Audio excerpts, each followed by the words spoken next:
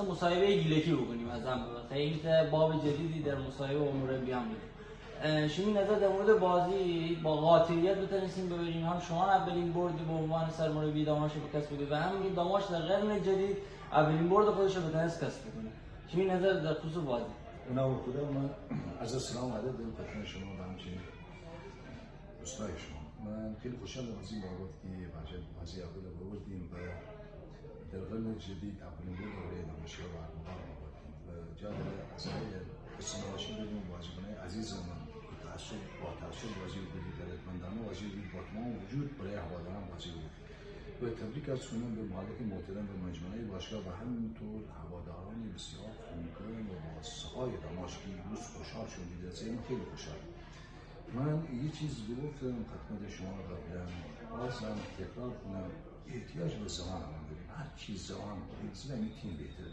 به امروز شما بدهی نسبت به بازی خیلی بهتره. امروز ما خوب بود، خوب بود، تو با خوب به جریان باوردیم و همچنین کارهای گشتن دو تمرینات برای خوشبختانه امروز کار نبود درستی انجام بدیم. من از اول خیلی خوشحالم. آیا بازی بعدم چی میشالله برد دیده درسته؟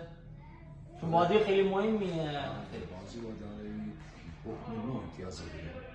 برای من اصلا فرقی نکنه. یا الان بازی تو آموزه شده تاریخ. از الان فکر من نگیر برای بازی با داره. شم برای 3 امتیاز، شم برای گرفتن امتیاز. برای من فرقی نکنه پرسپولیس، استقلال، پاس، نمیدونم سپاهان، اصلا با امان دماشی.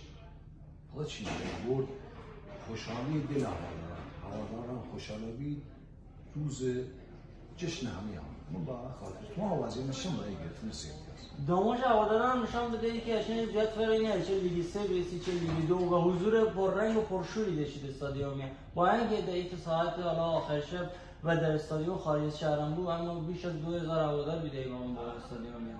داماشیان خیلی با آرام، خیلی با ثبات. داماشیان یک جمله از بکنم خدمت شما، همیشه در قلب